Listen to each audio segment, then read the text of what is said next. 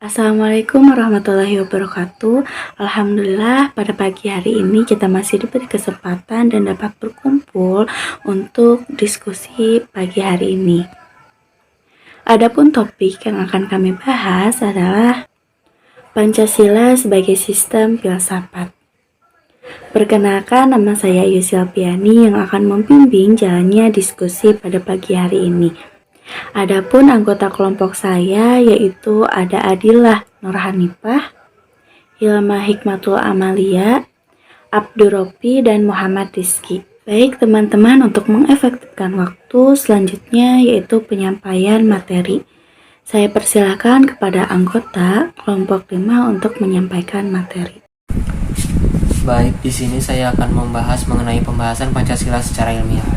Secara ilmiah, Pancasila harus memenuhi syarat-syarat sebagai hal yang bersifat ilmiah, seperti yang sudah diungkapkan oleh Pujo Wijatno bahwasanya syarat-syarat untuk memenuhi hal yang bersifat ilmiah yaitu ada berobjek, bermetode, bersistem, dan bersifat universal. Yang pertama, berobjek. Dalam hal objek, Pancasila dibagi menjadi dua, yaitu ada objek formal dan objek non-material. Objek formal Pancasila merupakan sebuah sudut pandang dalam pembahasan Pancasila. Pada hakikatnya, sudut pandang dalam hal pembahasan Pancasila dapat dilihat dari beberapa sudut pandang, seperti sudut pandang moral, sudut pandang hukum dan ketatanegaraan, sudut pandang ekonomi, dan sudut pandang filsafat. Selanjutnya mengenai objek material. Objek material merupakan sasaran pembahasan Pancasila yang bersifat empiris dan non-empiris. Maksud dari Pancasila yang bersifat empiris adalah Pancasila lahir dari budaya, adat istiadat, lembaran-lembaran, bukti sejarah, benda-benda sejarah, benda budaya, lembaran negara, dan lembaran hukum. Kemudian ada non-empiris. Pancasila lahir dari berdasarkan perilaku, nilai-nilai budaya, nilai-nilai moral, religius yang tercermin dalam kepribadian, sifat atau karakter, dan pola-pola budaya dalam masyarakat berbangsa dan bernegara. 2. Bermetode, yaitu seperangkat sistem pendekatan untuk mendapatkan kebenaran yang bersifat objektif. 3. Bersistem, karena sila-sila Pancasila merupakan keseluruhan yang saling berhubungan, bergantung, dan saling mengualifikasi. 4. Yaitu bersifat universal. Artinya, inti dari setiap Pancasila tidak dibatasi oleh ruang dan waktu. Secara etimologis, filsafat memiliki arti cinta kebijaksanaan. Dalam kata kerjanya, filsafat berarti berpikir secara mendalam tentang sesuatu agar ditemukan kebenarannya. Filsafat memiliki objek yang diklasifikasikan menjadi objek material dan objek formal. Makna keseluruhan filsafat meliputi berbagai masalah yang diklasifikasikan menjadi filsafat proses dan filsafat produk. Pancasila merupakan filsafat produk. Selanjutnya yaitu apa buktinya kalau Pancasila itu merupakan sistem filsafat. Yang membuktikan bahwa Pancasila sebagai sistem filsafat dilihat dari ciri sistemnya. Ada 5 ciri yang membuktikan bahwa Pancasila sebagai sistem filsafat. Yang pertama, suatu kesatuan bagian-bagian. Yang kedua, bagian-bagian tersebut mempunyai fungsi tersendiri. Yang ketiga, saling berhubungan dan saling ketergantungan.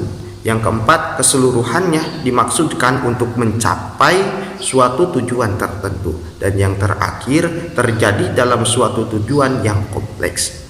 Pancasila merupakan sistem filsafat karena setiap sila dalam Pancasila itu saling berhubungan, saling berkaitan, dan saling mengkualifikasi. Selain itu, syarat-syarat sistem filsafat ada dalam Pancasila, yaitu 1. Ontologi Pancasila. Yang kedua, psikologi Pancasila. Yang ketiga, aksiologi Pancasila. Lalu apa yang dimaksudkan dengan ontologi Pancasila? Onto itu artinya ada dan logi itu ilmu, jadi ilmu tentang ada. Lalu apa yang dimaksudkan dengan ontologi Pancasila? Secara ontologis, kajian Pancasila sebagai filsafat dimaksudkan sebagai upaya untuk mengetahui hakikat dasar sila-sila Pancasila. Yang kedua, epistemologi Pancasila. Apa epistemologi Pancasila? Yakni filsafat manusia Indonesia. Filsafat Pancasila dimaksudkan sebagai upaya untuk mencari hakikat Pancasila sebagai suatu sistem pengetahuan. Dan yang terakhir yaitu aksiologi Pancasila. Aksiologi Pancasila ini mengandung arti bahwa kita membahas tentang filsafat nilai Pancasila. Secara aksiologis, bangsa Indonesia merupakan pendukung nilai-nilai Pancasila. Sebagai pendukung nilai bangsa Indonesia itulah yang mengakui, menghargai, dan menerima Pancasila sebagai suatu yang bernilai. Pentingnya Pancasila sebagai sistem filsafat. Yang ke-1, filsafat Pancasila sebagai genetivus objektivus dan genetivus subjektivus.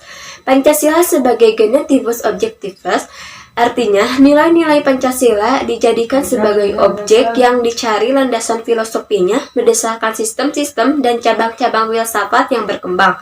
Prinsip ini digunakan sebagai objek dan landasan yang dimana filosofinya diteliti mengarah kepada ilmu filsafat yang banyak dan meluas di belahan bumi.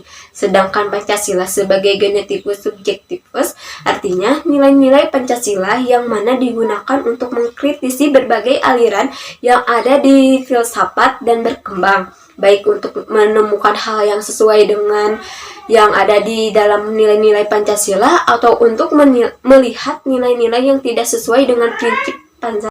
2. Tentang Pancasila sebagai sistem filsafat. Pancasila sebagai sistem filsafat memang memiliki beberapa tantangan yang muncul.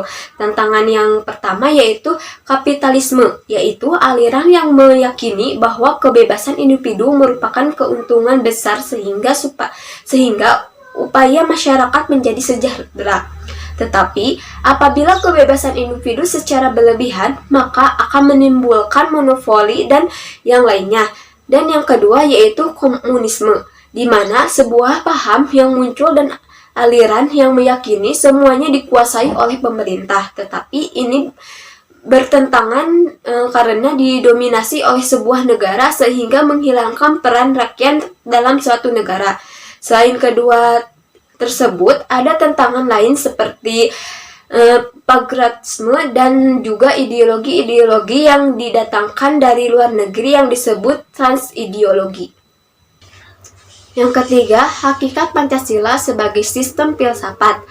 Pancasila pada dasarnya merupakan suatu sistem filsafat yang saling berkaitan antara satu sila dengan yang lain. Keterkaitan antara sila satu dengan sila yang lain dalam Pancasila saling mengualifikasikan satu sama lain. Sehingga pentingnya Pancasila itu terletak pada sebagai berikut. Yang A, hakikat sila ketuhanan yang terletak pada keyakinan bangsa Indonesia di mana bahwa Tuhan sebagai prinsip yang utama di dalam kehidupan semua makhluk, di mana setiap kebebasan sehingga kebebasan itu akan dibintai pertanggungjawaban oleh Tuhan.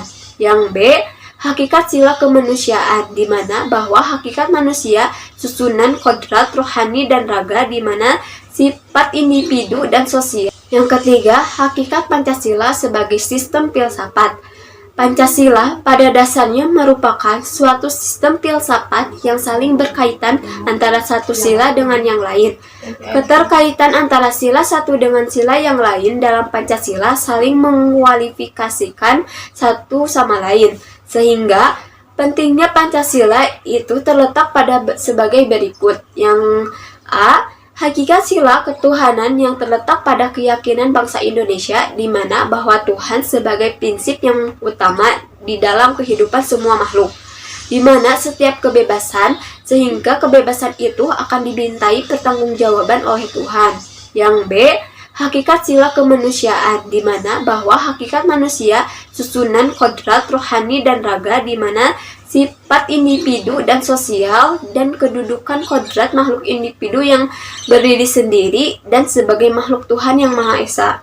Yang C, hakikat sila persatuan ini berkaitan dengan semangat kebangsaan. Rasa kebangsaan ini dibedakan menjadi 3 jenis, yaitu tanah air real, di mana bumi tempat yang akan dilahirkan dan juga dibesarkan. Tanah air formal yaitu negara yang berundang-undang, yang memberikan hukuman dan memberikan yang hak dan tidak. Tanah air mental yaitu yang dibina oleh ideologi.